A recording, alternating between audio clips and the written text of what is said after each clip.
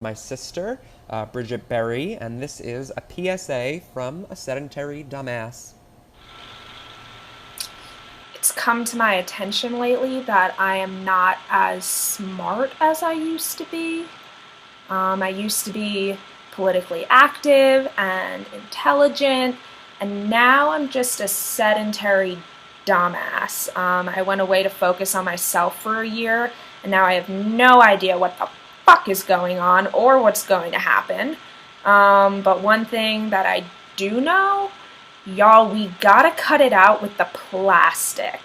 I read a study over the weekend about the critical need to stop plastic from entering our oceans, and as a depressed person, I must say it sent me into a spiral. Did you know that plastic waste is entering our oceans at a rate of 11 million tons a year? Aquamarine is rolling in her grave. I tried to calculate how many pounds that is, and my poor little iPhone couldn't handle it, but how did we get here? Plastic was invented in 1907, and it's pretty well known that this material can take over 1,000 years to break down, right? So think about that. Every toothbrush you've ever used is still on this earth. Every phone case you've ever gotten rid of, every sushi takeout container, every piece of plastic that has ever been made hasn't even begun to decompose. And it's destroying our planet in incomprehensible ways.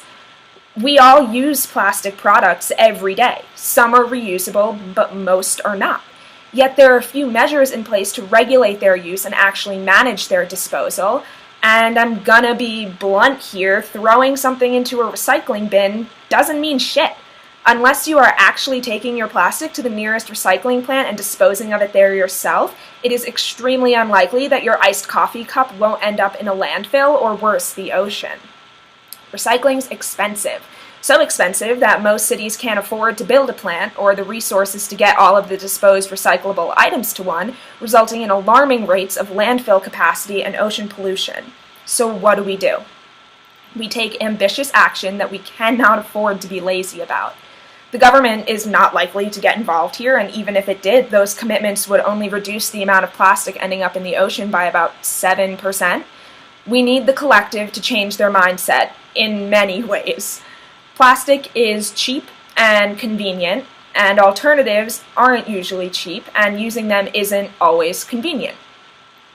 But the one way to cut down on our own use of plastic is to practice.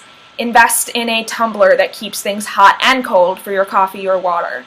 If you're going out for a meal, bring your own container to take home leftovers. Carry an extra set of utensils with you to avoid using disposable ones. Are these things convenient? Not exactly, no. But if we all did them, it would make a huge difference. Find out about your city's recycling and composting resources. Find a local refill shop for unpackaged goods like shampoo, toothpaste, deodorant, detergent, body wash, and for the love of God, stop putting your produce in plastic bags at the grocery store. You are going to wash those tomatoes anyway. I'm not trying to tell you what to do, but I know that looking at an issue like this, like police brutality, like racism, like sexism, like having an orangutan for president makes me feel very small and very helpless, especially knowing that there is not one single solution for any of these problems. But we can all do something. Try to replace one plastic item you use a day.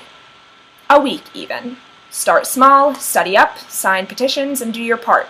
'Cause you might like getting choked, but sea turtles don't. So keep your fucking plastic out of the ocean.